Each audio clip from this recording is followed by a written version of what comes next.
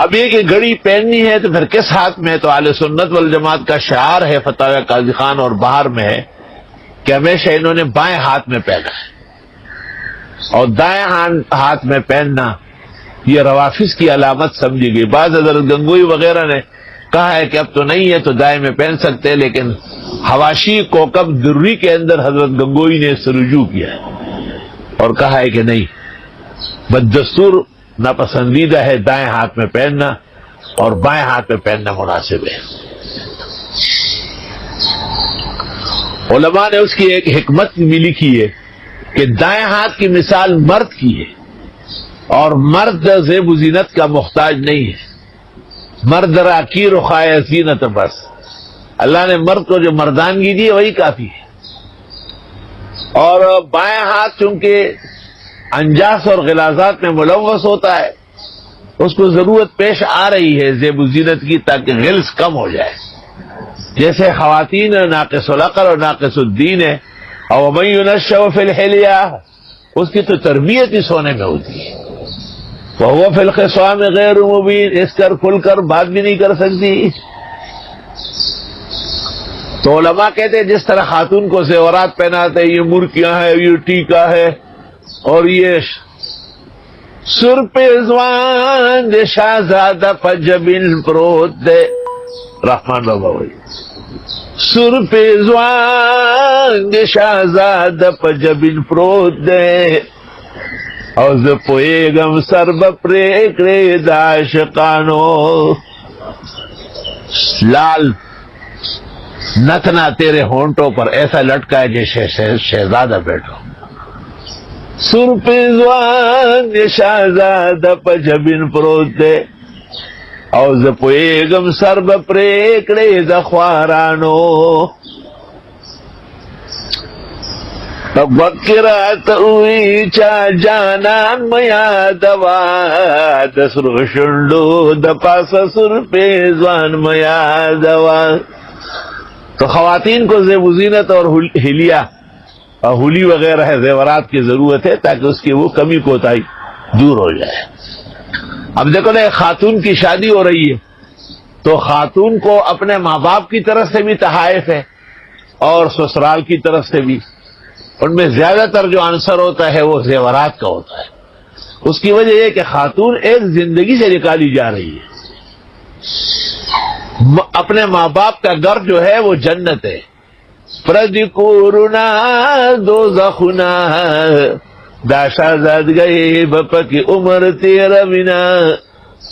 ہماری والدہ صاحبہ، اپنی ایک ہی بہن تھی ہماری، اس کو یاد کر کے زارو قطار روتی تھی، وہ کہتی تھی کہ پرایا گھر پتہ نہیں بنیں گے یا نہیں۔ توبہ توبہ۔ تو اس لیے اس کی توجہ ہٹانے کے لیے زیورات اور بنارسی اور قیمتی کپڑے اور یہ سب اس کو دیے جاتے تاکہ وہ دل لگا لے۔ اب اگر وہاں لوگوں میں اہلیت اور صلاحیت ہو تو وہ اپنے ماں باپ کو بھول کر کے ان کو اپنے ماں باپ اور اپنے سمجھیں گے، مگر وقلیل ما۔ اب ہمارے یہاں ماشاءاللہ ایک زورور گھرانے کی بہو آئی ہے، لیکن پورے گھر پر حاوی ہے، وہ بیٹیوں کی طرح الحمدللہ وہ اوپر نیچے ہے، کیونکہ ایک ہی بیٹا ہے اور اس کی اہلیہ ہے تو اس کا اکرام بھی اور طرح ہو رہا ہے۔ محمد انور شاہ کی والدہ اکثر روتی اور کہتی ہے کاش کہ ہماری بیٹیوں بھی دوسروں کے یہاں ایسی عزت ہوتی۔ میں نے کہا اس سے بڑھ کر اللہ عطا فرمائے گا۔ تو جس طرح خاتون کے زنانہ پن اور ان کے نقص العقل وغیرہ کو پر کرنے کے لیے اس کو قیمتی کپڑے، زیب و زینت اور زیورات کی ضرورت ہے، اس طرح بائیں ہاتھ چونکہ متلوث فی الانجاس ہے، تمام ناپسندیدہ کام اس سے کیے جاتے ہیں، اس لیے اس کی نحوست کو دور کرنے کے لیے اس میں گڑی یا انگوٹھی پہننا اہل سنت نے مناسب سمجھا ہے۔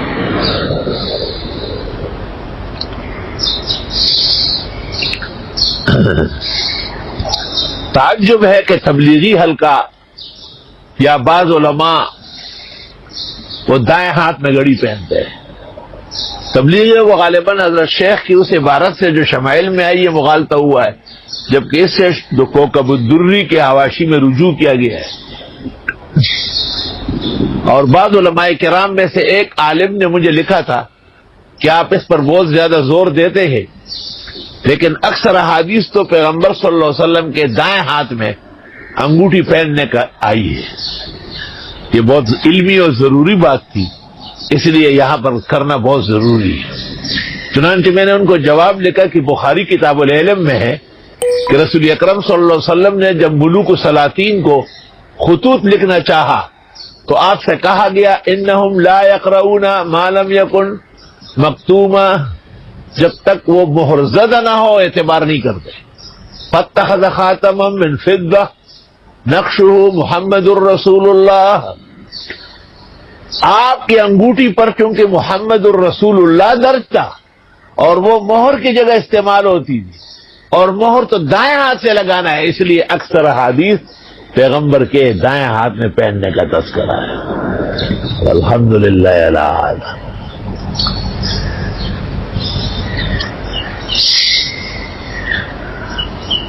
لیکن اس کے باوجود اہل سنت کے اکابر نے یہ استدلال بر وقت کیا ہے کہ انگوٹھی اور پھر اس پر قیاس گڑی دائیں ہاتھ میں نہ پہنے بلکہ بائیں ہاتھ میں پہنے۔ کہتے ہیں کہ روافظ کی علامت ہے کہ وہ دائیں ہاتھ میں پہنتے ہیں۔ یہ بھی کہا گیا کہ جس کے دائیں ہاتھ پہ آپ نے گڑی یا انگوٹھی دیکھی سمجھے کہ اس کے ایمان یا عقل میں کچھ کمی ہے۔ ابن عابدین نے اس کو زیادہ درسر اعتنا نہیں سمجھا، لیکن یہ ثابت ہے۔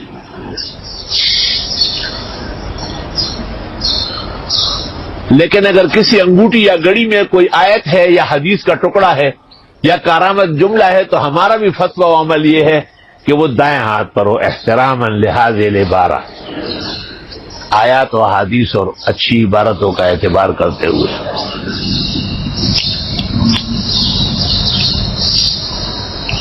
بعض علماء کرام فرماتے ہیں کہ مسئلہ اختلافی سا ہو گیا ہے تو آپ بھی تسامح کر لیتے، تو ایسی صورت میں تو پھر بہت سارے مستحبات نکل جائیں گے، کسی کو کچھ کہہ ہی نہیں سکیں گے، نہ پگڑی کی سنت بتا سکیں گے، نہ لباس کی سنت ہے، سب میں اختلافات موجود ہے۔ تو اختلافات کا مطلب یہ نہیں ہوتا ہے کہ آپ فاتحہ خلف الامام کے بارے میں حنفی کو نہ سمجھائیں، امین بالجہر اور رفع یدین کا مسئلہ نہ بتائیں۔ اختلاف کا مطلب یہ کہ ہر مسئلے کو اس کے وقار اور مقام کے مطابق بیان کیا جائے۔